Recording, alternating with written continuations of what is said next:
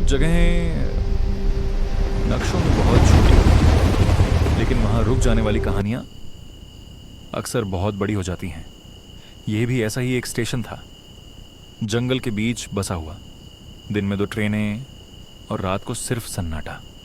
यहां लोग नहीं रुकते थे, बस गुजर जाते थे, और जो रुक गया उसकी जिंदगी यहीं कहीं पटरियों के बीच अटक जाया करती थी। Amardeep Goyal, station master. काम ट्रेनों को रोकना, छोड़ना और समय दर्ज करना। जिंदगी खुद से कभी दर्ज नहीं की। उम्र कोई 32 के आसपास। चेहरे पर थकान नहीं थी, बस आदत थी चुप रहने की। उसे इंतजार से डर नहीं लगता था, क्योंकि उसकी पूरी जिंदगी इंतजार में ही गुजर चुकी थी। उस रात एक एक्सप्रेस ट्रेन, लेकिन जाते जाते कुछ गिरा गई। एक आवाज, हल्की, जैसे मिट्टी से टकराकर सांस टूट गई हो।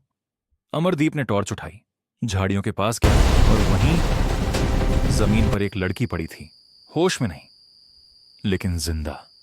उस रात कोई टिकट नहीं कटा था, फिर भी किसी की जिंदगी इस स्टेशन पर आकर रुक गई थी। जब उसकी आंख खुली तो सामने पीली रोशनी थी और एक अजनबी चेहरा जो बहुत ज्यादा सवाल नहीं पूछ रहा था। उसने बस इतना कहा, अगर चाहो तो यहां रह सकती हो। लड़की ने सिर हिलाया, नाम बताया, नंदिनी। कहानी नहीं बताई। शायद उस दिन उसके पास इतनी ताकत नहीं थी। 15 दिन, न कोई वादा, न कोई रिश्ता। सुबह की चाय, शाम की चुप्पी और रात का लंबा सन्नाटा। धीरे धीरे घर में आवाजें लौटने लगी। हंसी नहीं, पर सुकून जरूर। अमरदीप को लगा, कुछ लोग जिंदगी में हमेशा के लिए नहीं आते, वो बस हमें थोड़ी देर के लिए जीना सिखाने आते हैं। एक दिन स्टेशन पर पुलिस आई, एक फोटो, एक सवाल।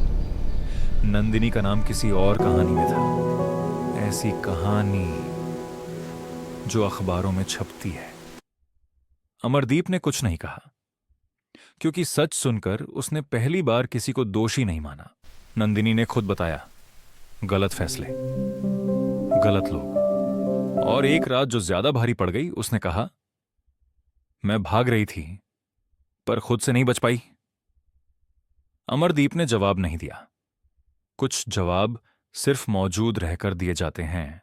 सुबह हुई, नंदिनी चली गई, एक चिट्ठी छोड़कर, मुझे बचाने के लिए धन्यवाद, अब खुद को बचाने का वक्त है। अमरदीप प्लेटफॉर्म पर खड़ा था। ट्रेन आई और चली गई। उसने हाथ नहीं हिलाया। कुछ विधाइयां हाथ हिलाकर नहीं की जाती।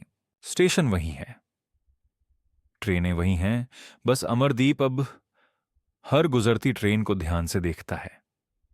शायद किसी और की कहानी फिर से यहां उतरने वाली हो, क्योंकि कुछ स्टेशन सिर्फ ट्रेनों के लिए नहीं होते, कुछ इंसानों के लिए भी होते हैं। यह कहानी पूरी तरह काल्पनिक है, किसी व्यक्ति या घटना से समानता संयोग मात्र है। बस इतनी सी थी मेरी कहानी। आगे की कहानी के लिए मेरे इस चैनल को सब्सक्राइब करें, और हां, घंटी का बटन जरूर दबाएं, ताकि मेरी कहानियां आप तक पहुंचती रहें।